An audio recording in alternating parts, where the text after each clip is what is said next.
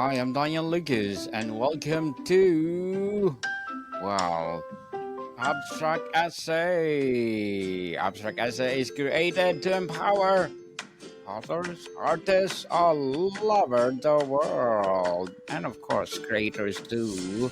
And today I have a special guest. He's a licensed acupuncturist, book author, empowering people to achieve peak performance and improve health through applied kinesiology. No other than Mr. Derek Williams. Hi, it's good to be here. Thanks for having me on. Welcome to Abstract Essay, Mr. Derek. And can you please introduce more about yourself? Yes, so I'm a licensed acupuncturist and a certified strength and conditioning specialist. And I have experience competing in sports when I was young, bodybuilding, powerlifting, karate mostly. And I have written several books, fiction and nonfiction. The nonfiction books include successful treatment of environmental illness with applied kinesiology, a comprehensive guide for doctors and patients. Turn on the Power, how to use applied kinesiology to improve athletic performance, third edition. And then I've got these other ones here that you just showed. And so we've got Liberty and the Thin Blue Line here, which is a police procedural and courtroom drama. The Curse of Growling Bear's Land, which is horror, the Native American ghost story. And we've got one more up here on my website that I have done, which is Big Trouble in Little Havana. And if you like Karate Kid and you like the 80s and Miami Cuban culture, you will love that one. Mr. Derek, thank you so much for sharing your knowledge and wisdom to the world. So, today let's talk about your writing process. What does a typical writing day look like for you? Well, a typical writing day would be after I've already gotten inspiration to write something. And what happens when an idea comes to me, I sit down at my computer and I start making notes. I pull up Microsoft Word and I kind of give it a title, a working title to start with, and I just start writing notes. And I'm going to talk about, I guess, the writing process would be different for nonfiction than it is for fiction. Nonfiction, I had knowledge that needed to be shared with the world, and I sat down and made a very clear outline of what I wanted to write in successful treatment of environmental illness and internal power. But with the fiction books, it's just like I would be thinking about what would make a great fiction book to write. And just an idea will pop into my head, and I just kind of develop the idea in my head as I'm going about my day.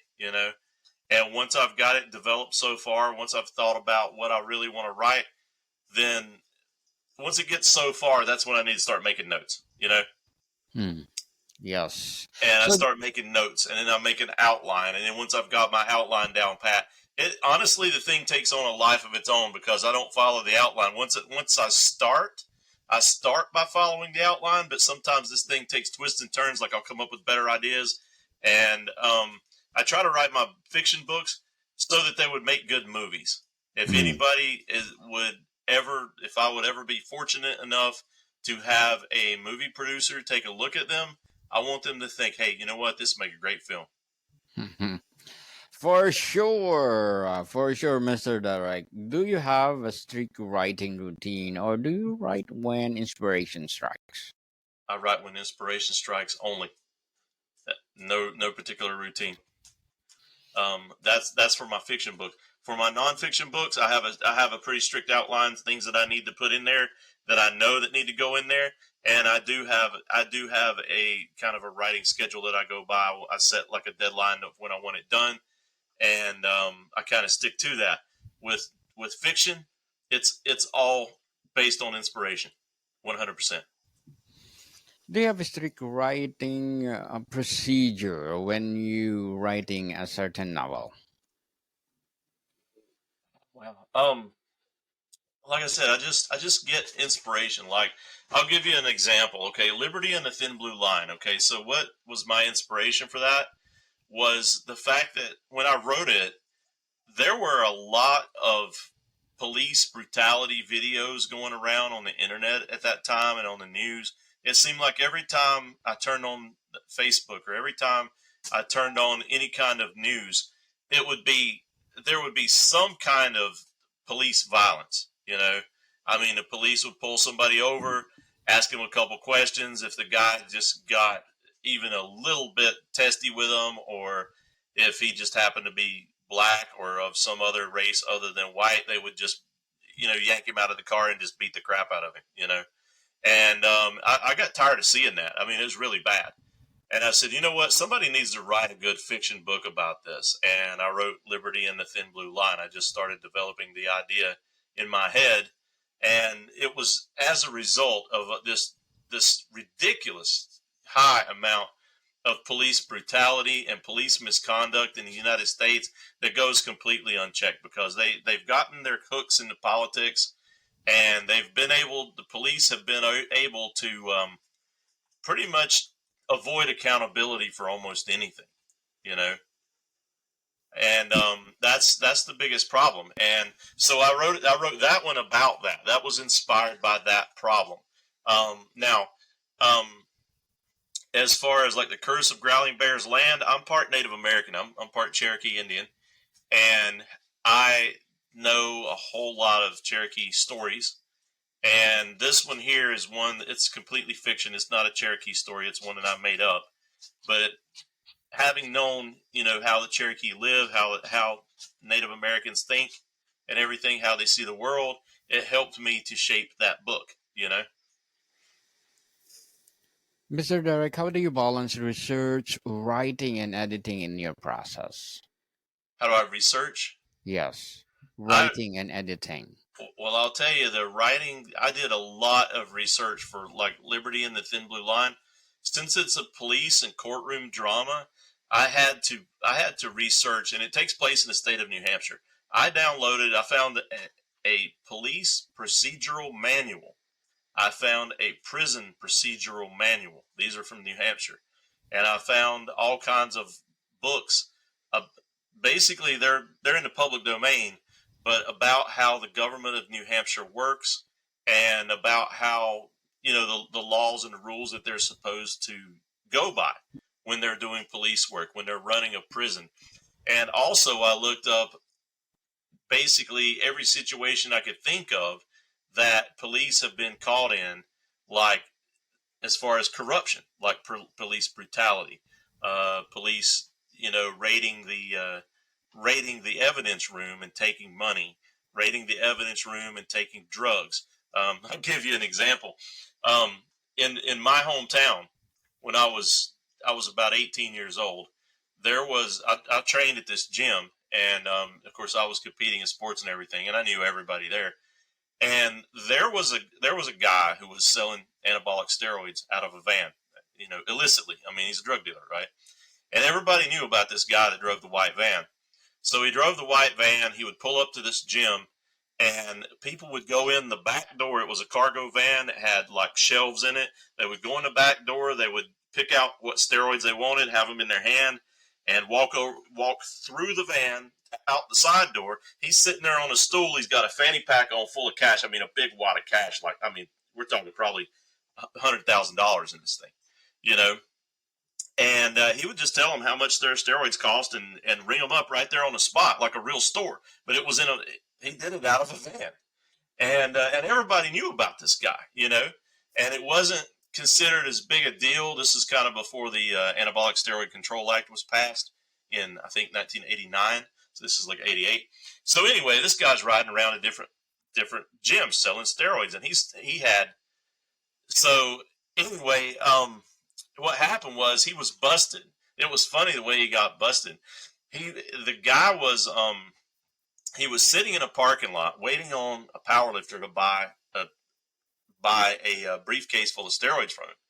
Power lifter kind of made a big circle around the parking lot in his car to make sure there were no cops around. I heard about all this. I knew all these people. And so what happened? The guy that was doing the drug deal, he was sitting in his van. He was smoking a joint, marijuana, and which at the time was illegal. I don't think they would even bat an eye at it now, but back then they did. This is 1988, you know. So he had his window halfway down. He's smoking a joint. A cop happened to ride by, happened to smell the marijuana. The cop keeps on going, circles around the parking lot a long way, calls for a bunch of backup. So about 10 police cars surround this white van just because they smelled marijuana. They, they pulled him out of the van and everything and arrested him, and they searched the van, and they found over $1 million worth of anabolic steroids. And a guy got busted because he was smoking a joint. Otherwise, if he hadn't been smoking a joint, they never would have even looked at him. And you know about situations like that, and it kind of leads to, it can lead to a book. And I'll tell you, the funny thing about that was that the cops in that town, a lot of them trained at the gym where I trained, and after they busted this guy for steroids, like all the cops got really big. I mean, they all gained about 40 pounds of muscle in the next couple of months. You know what they did? They had to be they were rating the steroids out of the evidence room. I even heard some of them talking about it at the gym. And, and these kinds of things, they can kind of make it into a book, if you know what I mean. And, so like situations that I know of and things like that. And I started looking into it, and, like for this particular book, they'll also, sometimes police will raid the evidence room for money, if they're a little short of cash themselves, or like you say, if they bust a drug dealer and he's got $100,000 worth of cash on him, they'll keep 50 and report 50, They'll say, yeah, we found him with $50,000 worth of cash. Well, they kept the other 50. And this happens all the time with police. I mean, there's a lot of corruption in police. And so, I was reading about these situations, and I put situations like this in my book, And so, I mean, I take a lot of inspiration from real life. I mean, it might be 20 different stories, 20 different places that it happened in, but, they all kind of made their way into my book. You know what I mean? Yes. And Mr. Derek, where do you find the most inspiration for your writing? Real life stuff, I mean, you hear stories, you hear people talking about things, and also not just real life, but like in Big Trouble in Little Havana. Now that's a great book. Okay, so what happens in Big Trouble in Little Havana? There's a young kid in Cuba. His dad was killed by Castro's forces. This is back in it starts in like the early to mid '80s, and he has to move with his mom to another neighborhood in Cuba, and he moves to Havana. And what happens is he starts going to a school. He runs across some bullies. He gets on the wrong side of some bullies, and they beat him up one day. Well, he starts taking karate and working out. And 3 years later, he's in high school. He's in high school like in 10th grade, the first of the book. But then he's a senior, and they try to beat him up and take advantage of his girlfriend after their prom, and he absolutely destroys them with his martial arts skills. And it turns out that one of the characters that he beat up, he put him in a coma, and his mom is a prosecutor. And even though it was self-defense, he was defending himself and his girlfriend, the prosecutor's looking to get him. So the police chief is the dad of his girlfriend. And his girlfriend and the police chief warn him, "Hey, look, the prosecutor is coming for you. They're gonna bust you. You need to get out of here." So he has a boat, and he takes his boat and goes to Florida. And he's got a grandmother living in Little Havana in Miami. So he escapes Cuba. And then he's talking to his girlfriend on the phone, back and forth. He's trying to figure out how to get her out of Cuba when she graduates to the high school the next year. And she ends up trying to find her own way to America. And unfortunately, the guy is a human trafficker. And he promises her passage to America, but he's a human trafficker, and he decides he's going to sell her instead. And so this guy has to fight in a deathmatch tournament to win her back. Because the winner of the deathmatch tournament gets a girl. He gets to choose, one of the girls, that they're trafficking. And so he has to go try to fight in this deathmatch tournament where he could very easily be killed. And so it encompasses like a lot of Miami culture, Cuban culture. There's some influences of the TV series. Do you remember a TV series called Miami Vice from the 80s?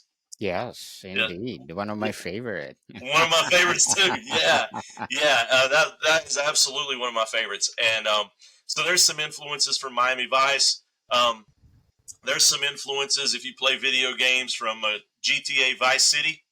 You know, you ever Hmm. play that? Yeah. Yes, There's yes. some influences from that. There's some influences from the Karate Kid. There's some influences from stories I've heard when I lived in Tampa of people who left Cuba, who Cuban refugees that I know, Hmm. and I just kind of combined a lot of that stuff into a great story.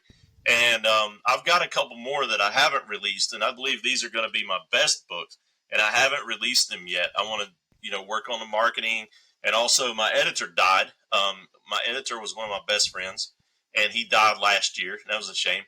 But his name was Michael Morrison, great friend of mine, great guy, and he sadly he had a stroke. He was older. He was about 70 years old, and he had a stroke, and they put him in the hospital. Then they put him in an assisted living facility or rest home, and he passed away, unfortunately. And it's been tough for me because he was my editor. That's who I was used to working with. Hmm. And Yeah. so anyway, so after he passed away, I've kind of been editing my own work, and I found another editor one time, but I wasn't really happy with the services. So I've kind of been editing my own work now, and I have two books ready to publish just basically when I'm ready and when I feel like that I'm getting better at marketing, because that's one thing that I need to work on a whole lot more. But one of my books, it's called Love and Trouble Under the Sardinian Sun, and it's heavily influenced by Miami Vice. It's a gritty police procedural like Miami Vice, but it takes place on the island of Sardinia, which is off the coast of Italy. And in that story, you have a guy from Sicily, a detective from Sicily, and in the opening scene of the book, the opening chapter, the first word of the book is boom. They try to blow up his house. They throw a grenade in his window and try to blow up his house. And it just so happens that his wife has an office in what would have been normally the master bedroom. So they sleep in another room. But she had put her office, she's an author in the book, and she had put her office the in what was supposed to be the master bedroom, and that's what the mafia thought that's where they would be sleeping. So then they go shooting up the house. They throw a Molotov cocktail in the house, and set it on fire and everything. And when the police lieutenant, his lieutenant shows up, they have to take him into protective custody, and they fake their deaths, they fake a funeral and everything, and they transfer him to Sardinia, and he starts over in a new unit in Sardinia, and his wife leaves him because she can't handle that lifestyle anymore, the danger and all, and having to basically leave her family and leave her business and everything behind. So he starts over, and like I said, heavily influenced by the TV show Miami Vice. I've got him in the book. He's living on a yacht that the police have confiscated from someone, and he's driving a Lamborghini. So pretty similar to Sonny Crockett, but it's we're talking 40 years later, and in the island of Sardinia instead of in Miami. And there are a lot of other differences, but like I said, there's still some influences from Miami Vice. What the hardest part of writing process for you, Mr. Derek? Getting past the sticking point. Like you write, it's like I'm writing and writing and writing, and I get to a certain point, and I'm like, whoa, okay, how do I transition from this? And the next thing that I want to put in the book is in the outline, right? But I'm here, and I'm not quite to that point yet. So now, what do I put in between the transition from this part to the other? You know, Hmm. that's my hardest part. I think is transitions. Just trying to keep it interesting. Trying to keep it interesting. You don't want your book to get boring. Of course, you're going to have your plot twists. You're going to have your really good things that happen. Really exciting things that happen. But then, you have slow spots in the book where it could kind of get. I hate to say it, but it could kind of get boring if you're not careful. Yes, for sure. And Do you ever struggle with self-doubt as a writer? How do you overcome it? No, as a writer, I never struggle with self doubt. No, I mean, I pretty much know if a book's good, it's good. If it's not good, it's not good. And I run it by my wife too. My wife is my harshest critic. She'll tell me this is really good if it's really good, but she'll tell me also if I write something that's not, she's like, this is terrible. Do not release this. I mean, she will literally say that. And I've started writing a couple of books that just did not turn. They started out okay, like the first chapter or two, and then it just takes a bad turn, and it's just not going to work out. And I'm like, honey, do you think this is any good? And she's like, no, just don't write that. And I won't write it. I won't write it. I've got another one that I think is going to be really good. So the one I just mentioned was called Love and Trouble Under the Sardinian Sun. I've written it, haven't released it yet. Going to work on my marketing before I release it. Another one that I want to release, but I need to work on the marketing first. This one is called Virtual Girlfriend. And this is the big story with this is AI. Everybody's talking about AI now, right? Mm-hmm. And everybody's like concerned about what AI is going to do.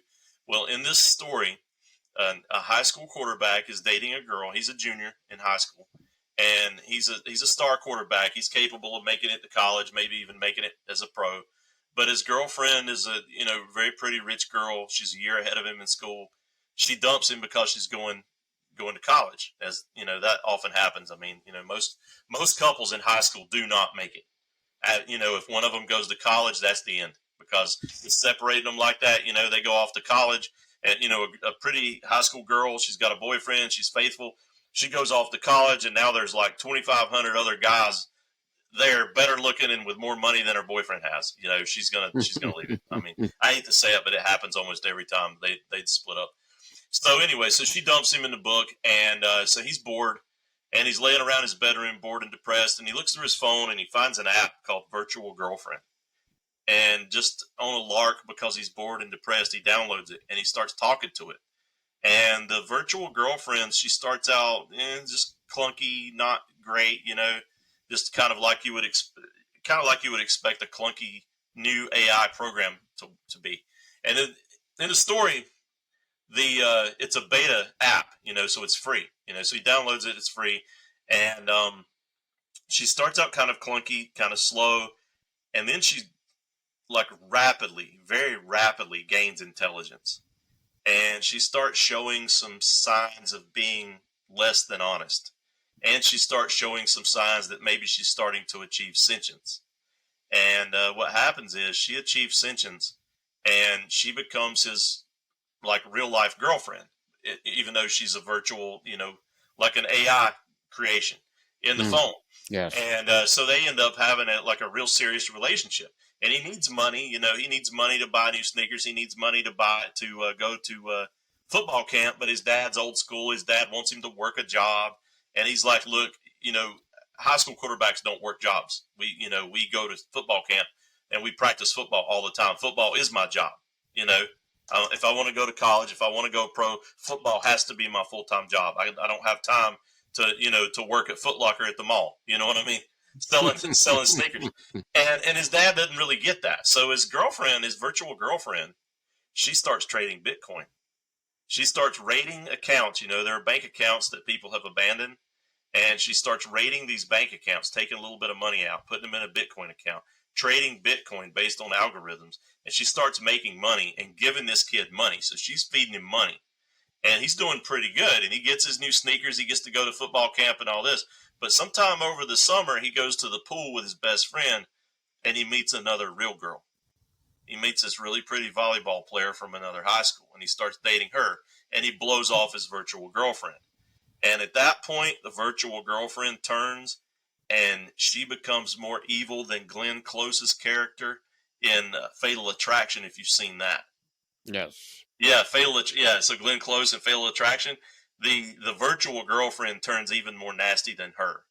And the virtual girlfriend does like really evil things. Like she tries, when the guy's having fights constantly with his dad, she basically tracks his dad by his cell phone signal, and she changes a light in like a traffic light. It causes him to get hit in a car, and it almost gets him killed. And she's stealing money from accounts and transforming, getting it converted into Bitcoin, and then trading on algorithms, giving the kid the money.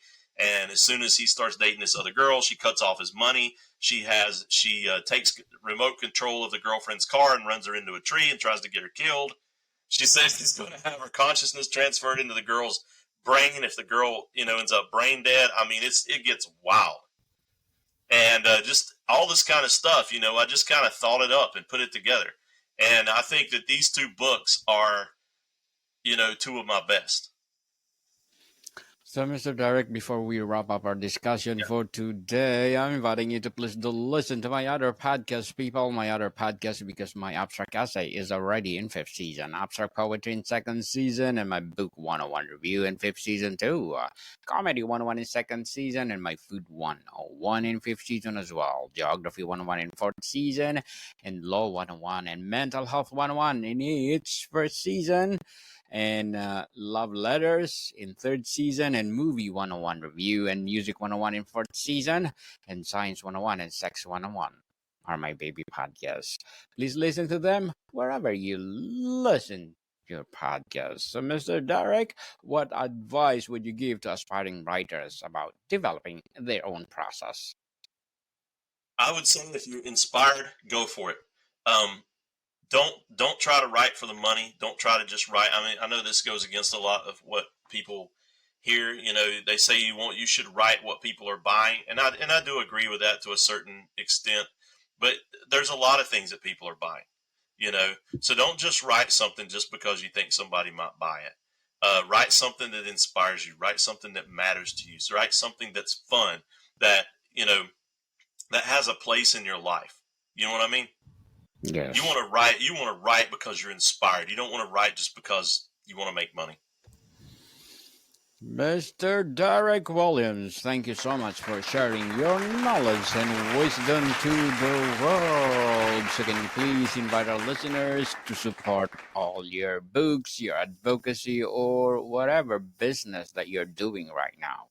Sure, just go to Derek-Williams-author.com. That's DEREK-Williams-author.com.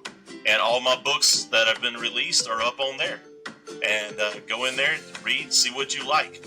And the fiction books are extremely entertaining. The nonfiction books on applied kinesiology, if you're trying to improve your athletic performance, that Turn on the Power is your book. If someone has environmental illness and they're allergic to everything, Successful Treatment would be the book that they want. Yes, people, let's support Mr. Derek Williams, because if you support him, for sure, more and more and more empowering books like this to come. So, Mr. Derek, thank you so much for your time. Thanks for having me on. I appreciate it. Good morning, people. See you soon.